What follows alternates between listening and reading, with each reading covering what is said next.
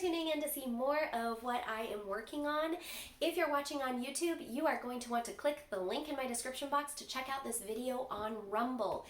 You should create a free account so that you can subscribe to my channel because I'm going to be moving more of my content over to Rumble and doing some Rumble exclusive videos that won't be offered on YouTube. If you want the chance to win some fabulous prizes, you're going to want to have that free account set up so you can like and comment and partake in the giveaways. So check me out on Rumble.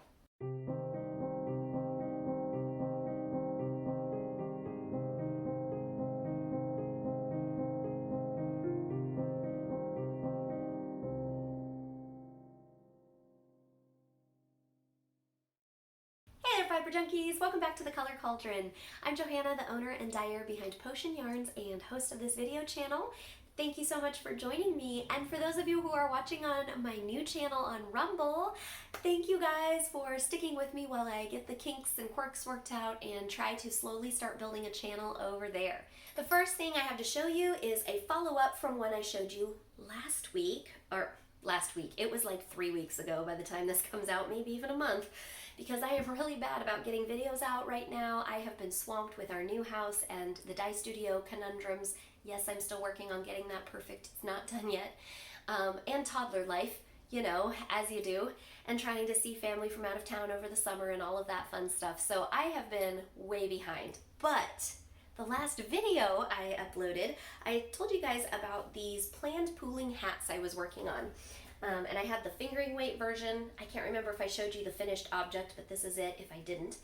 But this is the fingering weight version of my planned pooling Asshat, as it is called. They're dyed so that they create these pools of color. And when you knit with her pattern that was designed to go with her yarns, it creates these cool, like, amorphous shapes. And each one is unique because it's based on your individual gauge, and everybody's gauge is a little different. And she goes over in the pattern how you can kind of manipulate the yarn to create what you want it to look like. So I highly recommend you purchase her pattern off her website that gives you all the information and details on how to do it. The original pattern that I used for this hat comes with the fingering weight version and also some tips and tricks for how to convert it to DK. And then I also bought her other pattern, which I'll put a link to below, for the bulky hat. This is, I actually think this might be a super bulky. It's pretty fat. And I bought this off of her website as well. But I showed this last time and I did not like, I was much further on the hat before, and I did not like how the pooling was working out because it wasn't actually pooling like this hat was, where it was in more of like a column. I kind of wanted that like wavy edges but still a column kind of a look. And my bulky hat I had done before was really more spiraling around the hat. I know a lot of people left comments saying they really loved the spiraling. That's totally fine. You can purchase this and knit it yourself, and if it starts to spiral and you like it, just go with it. That's the beautiful thing about these hats. They're mostly ribbing and stockinette, so they just, they're quite simple, and you can let the yarn do what it wants to do, and as long as you like it, just keep going with it. So I looked at my hat before and I decided that what I needed to do was go up a needle size. I was using a 10.5. I went up to a size 11 needle, and this is what I've got right now. But I like how it's still in the ribbing, but it is starting to stack up. However, I'm noticing I have to be a lot more intentional with my tension on this one in order to get that stacking. And of course, when I switch from ribbing to the stockinette sections, I will have to reevaluate if I need to go up or down needle sizes, if I need to knit tighter or looser in order to get the colors to fall the way I want. So I'm definitely keeping the pattern I purchased from Samantha handy at all times because I keep referring to it to see, okay, do I like how the colors are stacking up? When I switch to stockinette, how am I going to need to adjust that? Because like I said, she gives you tips and walks you through all of that in the pattern. So that's what I'm working on right now. The other thing I showed you last time that I'm going to show you again is my knitting shawl game. Shawl. I talked last week about how I purchased a kit from Biscotti Yarns. I'll put a link to their website below. 2 years ago, and I'm just now getting around to it, but it's for this knitting game.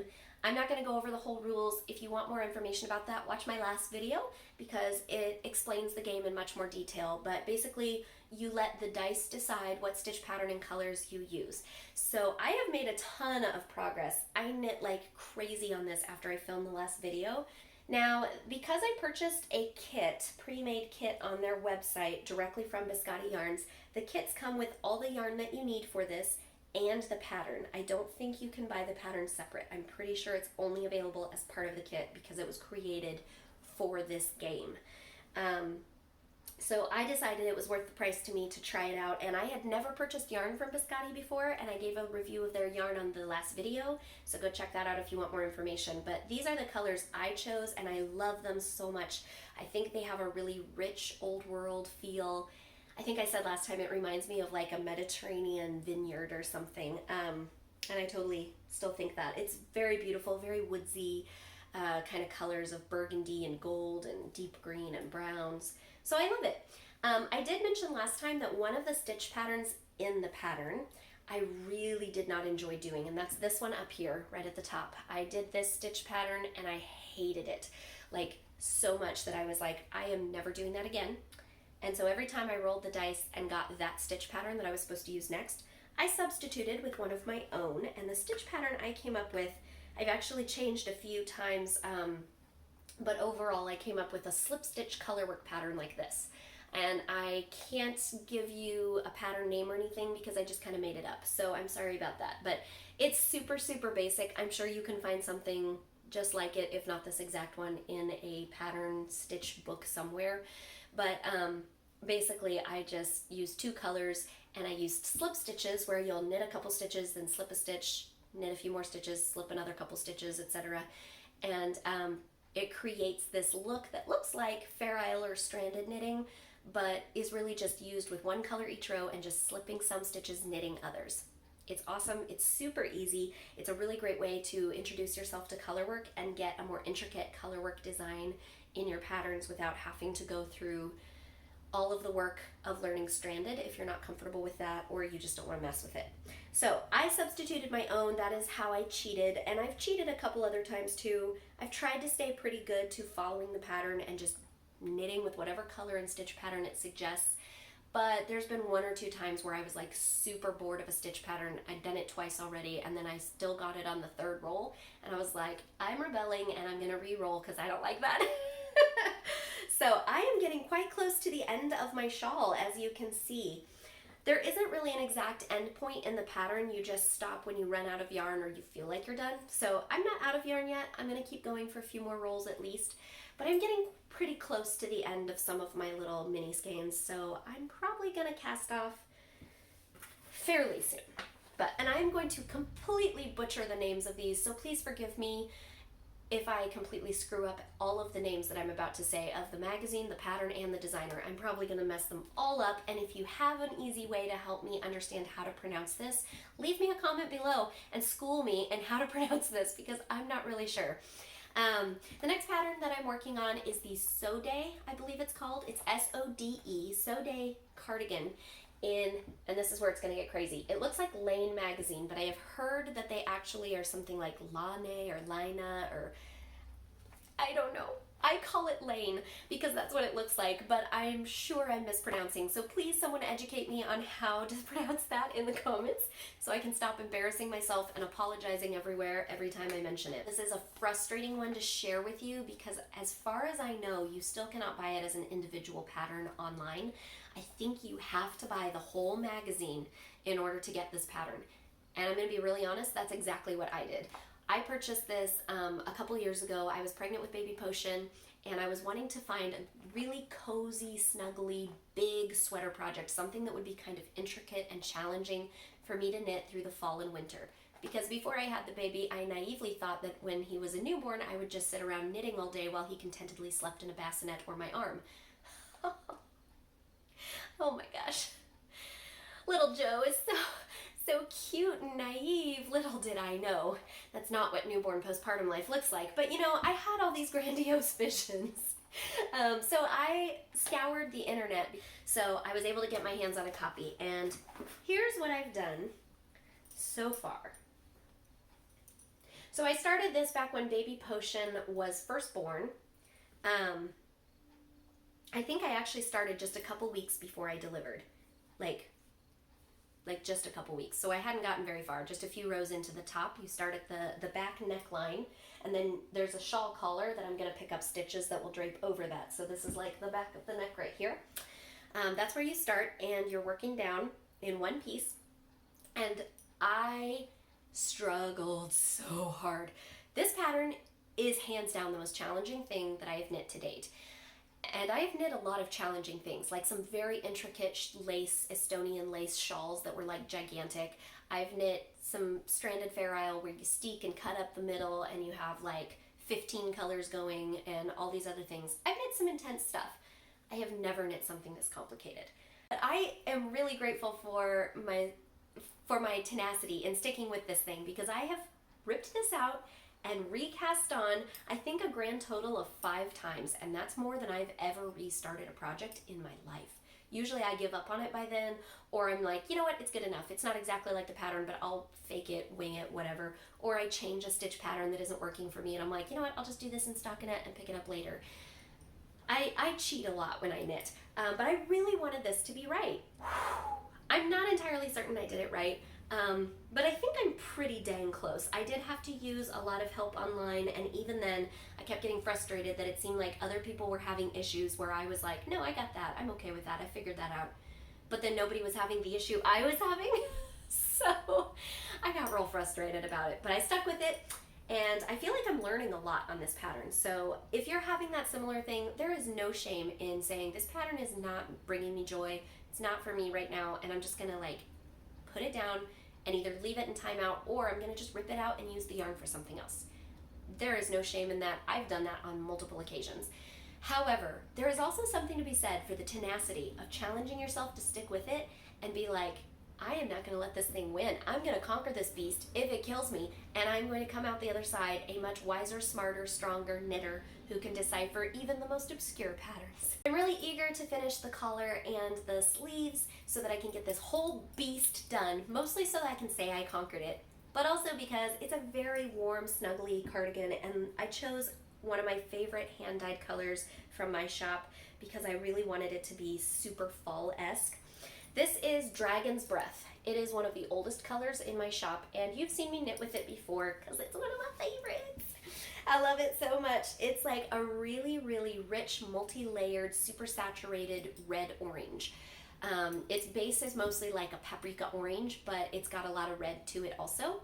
This yarn is not a yarn I normally offer in my shop. I purchased some bare yarn specifically for this sweater for myself as a little treat back when I was pregnant. It is a merino cashmere blend.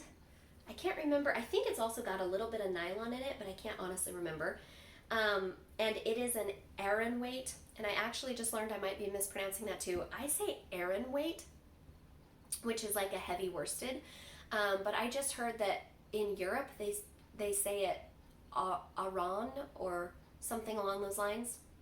I don't know. So leave me a comment below. How do you guys pronounce Aran, as in A-R-A-N, like the yarn weight? I say Aran, like the boy's name, but I'm suddenly thinking maybe it's Aran. But when I was in Ireland and we went to the Aran Islands, nobody said Aran Islands. I don't know. I'm confused. Someone help me out, because now I'm like rethinking everything I ever say, and like, am I mispronouncing like everything all the time? Like I said, I don't normally carry this base in my shop, so I hadn't worked with it before, and I noticed that the colors, which usually blend into more of a semi-solid, and so it looks like one color overall, but then when you look up close, it's got variations between light and dark, but all pretty close. This one is still that technically, but the individual stitches, I found certain parts of the yarn really picked up individual colors that I used in the layers. So one of the layers I use has a really rich, like Cabernet Burgundy kind of a color, and usually you don't see that separate. It just adds like a glaze to the finished yarn. In this sweater, there are stitches that are almost purple because they picked up that glaze and they, for some reason, didn't pick up the rest of the colors. I don't hate it. I'm glad that most of the time I prefer it looking more of a like overall blended color. This one's almost more like a light variegated, but I don't hate it. It works for me, and I think it's really unique and cool, and it makes it look different than the other projects I've knit out of my Dragon's Breath color. And really the only difference is the base yarn I used is different. It's from a different supplier, it's a different base. so it doesn't look like the yarns I carry in my shop. So hopefully I can get that finished up pretty soon. If you're a praying kind of person, pray for me, light a candle, send positive vibes, or just take a shot for me and take a drink for me, because I'm gonna need it to finish this sweater. I'm like super stressed, y'all. It is tough. Last work in progress that I am so bummed that I'm not getting to work on right now because I'm obsessed with it, and that is my Comfort Fade cardigan. But this is a pattern that I have knit before. This is the Comfort Fade cardigan by Andrea Mowry, and I knit this back when it first came out in like 2017, I think, and I knit it with my hand-dyed yarns for my shop. But I will be really honest, I was a new business, I was a new dyer at that time, and I was excellent at putting together colors for projects, but I was still quite new to the idea of fading yarns in those projects. So I would see other people do it and love what they were doing, but I am a little bit more of a bold personality. Might shock you to hear that. I like high contrast, bold color combos, etc. Now, as I've gotten older, I started to branch out and actually appreciate more subtle neutrals and subtle color combos and more subtle shifts between things. Also, as I knit a couple of the fade patterns, I started to learn to really love those more subtle shifts and prefer the subtle progression of what's a true fade, where it fades from one color to the next and you don't see hard lines. But my first Comfort Fade I made, I did with a kit from my shop, and it was pretty. I get compliments on it every single time I wear it. Everywhere I go, people are like, that is stunning, I love it. What colors did you use? But it's very, very bright and high contrast. The colors are very stripy where I fade them. It's a look, it's not a problem if you like that kind of thing. And I loved it when I knit it, and I still love it now, but I don't feel like I wear it as much now as I used to when I first knit it, and I was really wanting one that had a more subtle, beautiful, blended fade. If you've been following my Instagram and following my newsletter and the business side of my business, the yarn shop side of my business, you will have noticed I've been really inspired by the cottagecore trend this summer. English country gardens, kind of a vintage, woodsy, girly, feminine, but a little bit faded, a little bit touches of nature and the woods and stuff has really been inspiring my colors. So I created a bunch of gorgeous colors this summer, and I had to use some of them at least in a Comfort Fade cardigan. So I cast this on not as early as I'd planned. It was probably a little over a month ago, but I've been making really slow progress because I'm doing this as part of an unofficial knit along. It's a personal little knit along I'm doing with just my mom and one of her good friends. They really sweetly wanted to support my business and really liked some of the sets I was putting together, so they came over and we went yarn shopping in my stash of dyed yarns, and I created sweater kits for each of them based on their preferences and colors they liked. So we're all knitting a different color, but it's all from my shop, all my own hand-dyed yarn, and they're all going to look a little different, which I'm super excited about. I'm having a lot of fun doing like a private little knit along with them. So far I have divided for my sleeves, and now I'm just on to knitting the stockinette body. And if you've never knit this pattern before, the stockinette side is your wrong side. So that'll be inside the sweater, and the purl bump side is going to be the side that everybody sees. And I also made an adjustment to this pattern. It calls for 4 colors of DK weight yarn. I am using DK. I'm using the Dryad DK from my shop, which is superwash merino, cashmere, and nylon. But you can knit it in any DK yarn. But I couldn't pick just 4 colors. I had trouble narrowing it down to 5 colors that I liked. So some of you may remember I had a fade set in my shop at the beginning of the summer called the Victorian Garden Fade, and that was literally the set I came up with for my own sweater, and I decided it was so pretty I was just going to offer it as a fade set in the shop. So that's what I'm using. The first color, my color A, is Romance of the Forest, this beautiful green, brown, and purple blend. Pressed Petals, lots of like mauves and pinks and browns, for my second color, which then fades into Small Town Girl. And if you can see, you can actually tell where it switches colors in here, but it's very subtle. It's really, these 2 colors are extremely close. And I did that on purpose because I was adding in a 5th color. I didn't want a dramatic shift. I wanted it to be very blended. And I couldn't decide between Small Town Girl and Pressed Petals which one looked better with my other 3 colors, so I decided to throw them both in. So instead of dyeing up 2 skeins of Pressed Petals, which is what I would need for my size of the pattern, I dyed 1 Pressed Petals and 1 Small Town Girl, and I divided, she tells you like you knit for so long and then switch colors. I divided that amount that you knit for in half, so I only knit half of it with the color B for me and then half with the color C for me. And then my color, well, it would be color C in the pattern, but my fourth color is Cottage Core. This is actually the color I built my entire fade around because I loved it so much. I had actually created this a while back, just hadn't released it in my shop yet, and then my friend Missy, when I was putting together her sweater kit, she saw it in my yarn shop, and I was like, well, that one's not in the shop yet, but I could dye you some more, and she loved it for her fade, so she's using this color for one of hers as well, and I thought it was so beautiful. When I dyed her sweater kit, I was like, I'm gonna dye some extra skeins for me because I need that in my life. So I built my entire kit around this color. And then my last color, which is my fifth color, or if you're following the pattern with only 4 colors, it would be color D. This is Toadstool Tea, which is a beautiful white background with all these woodsy, orangey brown, mossy green, kind of like pinky, purpley sort of speckles. It's really, really fun. It's very, very beautiful, and it's a lot of the same colors of Romance of the Forest, but in speckle form. So these two to me felt like really great bookends for the other colors to kind of like tie in and correlate together. So I can't wait to get more of this sweater done because it is stunning. It's a really easy knit because it's just stockinette and a few increases here and there. And then the hardest part is picking up the shawl collar, but it's not difficult. It's just there's a lot of stitches to pick up. It is 100% worth it though, because the shawl collar is my favorite part of the sweater. I love a good shawl collar, and I love the way she fades colors on the shawl collar, or on the shawl collar, to bring in all those colors you used in the body and like show them off in a really beautiful way around your face. Okay, and then I have actually played with my spinning wheel a little bit recently, just a little bit. I've been using my Kromsky Sonata wheel to spin a braid of fiber that I bought for myself as just kind of a funsie. Ooh, that doesn't look great. I purchased this at the Yarn Barn in Lawrence, which if you're in the Kansas City, Lawrence, Ottawa area, is a great shop to go visit. One of the things I love about the Yarn Barn is they are the best place, hands down, in the KC area for tools. So drum carders, spinning wheels, swifts and ball winders, all of the things you need to go with your knitting and spinning and weaving journey. And that's the other thing, they have more variety of crafts represented than any other shop I've been to in this area, where they have a huge selection of knitting and crochet yarns and hooks and needles and all that stuff. But they also have a really large spinning section where they've got several wheels in the store you can try out. You can purchase from them, you can purchase parts for your wheel, and they've got bats and fiber, and I do find more indie dyed spinning fiber in their shop than I find yarns usually.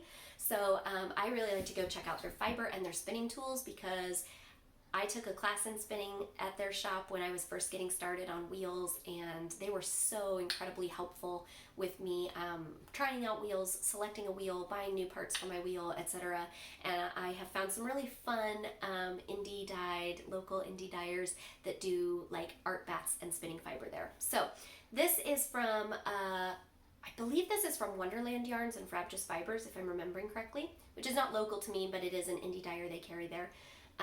And this is, you'll have to forgive me, I don't remember the colorway name, but it's a deep like pink, and then there's splashes of burgundy, like dark purpley wine, and then this really beautiful forest green color. And it's pretty long color runs, but I was gonna make applied, like do a couple different bobbins as singles and then do a 2 or 3 ply, and then I decided as I was spinning the first bobbin that I was going to change that plan, and I'm trying to go with a thinner yarn than I normally do, so I'm trying to make my singles pretty thin. I've really struggled with that, and I'm still really struggling with that, and so I'm not sure that this is going to be as thin as I'd like it to be, but I decided I'm going to use a cable plying technique to ply this. So I'm spinning it all on one, and I actually had to grab a second bobbin because I just got too big and it wasn't fitting anymore. But I'm going to spin this all as one single basically, and then cable ply it, which if you haven't done before, I highly recommend. It's becoming one of my favorite ways to ply because it's so fun. I'm going to cable ply it where it looks almost like a crochet chain to get kind of like a 3-strand. I've only got a little bit more fiber on my single, and then I can get to the plying. But it's been really fun for me because I've hardly done any spinning since we moved, and it's been great to break out the Kromsky Sonata wheel, which was my first and still my favorite wheel, and play with that again.